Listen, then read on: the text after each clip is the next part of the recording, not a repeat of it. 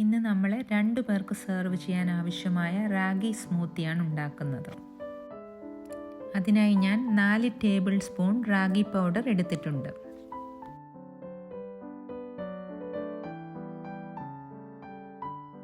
അതിനുശേഷം നമ്മൾ എടുത്തു വച്ചിരിക്കുന്ന പൊടിയിലോട്ട് 1 കപ്പ് വെള്ളം ചേർത്ത് നന്നായി ഇളക്കി കൊടുക്കാം.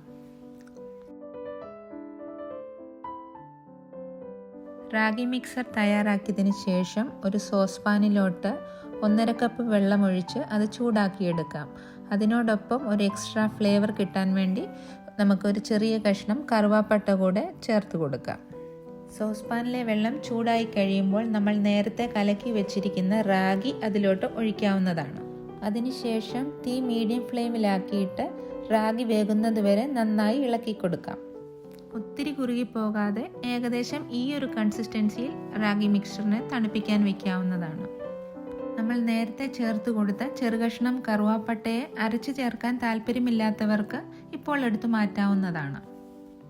ഇനിയും നമുക്ക് സ്മൂത്തിയിലേക്ക് ചേർക്കേണ്ടുന്ന സാധനങ്ങൾ തയ്യാറാക്കാം.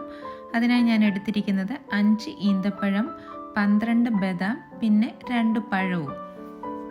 ഇതോടൊപ്പം ചിയ സീഡ്സോ ഫ്ലാക്സ് സീഡ്സോ നമുക്ക് ചേർക്കാവുന്നതാണ്. ഞാനിവിടെ 2 ടേബിൾ സ്പൂൺ ചിയ സീഡ്സ് ആണ് ഉപയോഗിച്ചിരിക്കുന്നത്.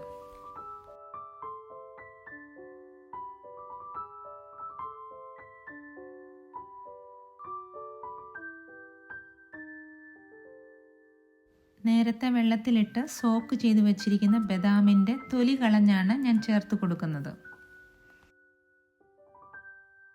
പിന്നീട് തണുപ്പിച്ചു വെച്ചിരിക്കുന്ന റാഗി മിക്സ്ചറും മറ്റ് ഇൻഗ്രീഡിയൻസും ബ്ലെൻഡർ ജാറിലോട്ട് ചേർത്ത് കൊടുക്കാം. 2 പേർക്ക് സെർവ് ചെയ്യാനുള്ള സ്മൂത്തിയാണ് ഞാൻ ഉണ്ടാക്കുന്നത്.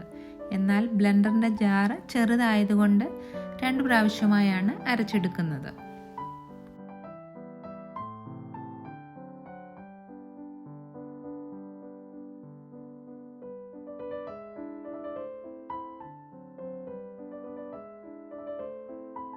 അതിനുശേഷം ബ്ലെൻഡർ ജാറിലോട്ട് 1/2 കപ്പ് മിൽക്ക് കൂടെ ചേർത്ത് കൊടുക്കണം.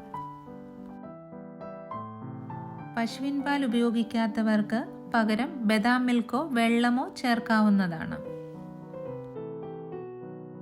എല്ലാം കൂടെ ചേർത്ത് നല്ല സ്മൂത്തായിട്ട് ബ്ലെൻഡ് ചെയ്തതിന് ശേഷം സ്മൂത്തിയെ ഒരു ഗ്ലാസ്സിലോട്ട് ഒഴിച്ചു മാറ്റാവുന്നതാണ്.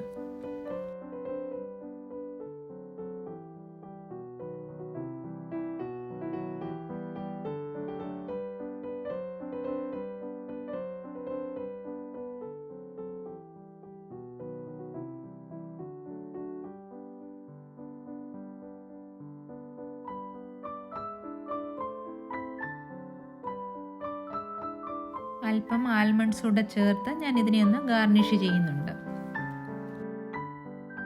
വളരെ ഹെൽത്തി ആയിട്ടുള്ള നമ്മുടെ റാഗി സ്മൂത്തി റെഡി ആയിട്ടുണ്ട്.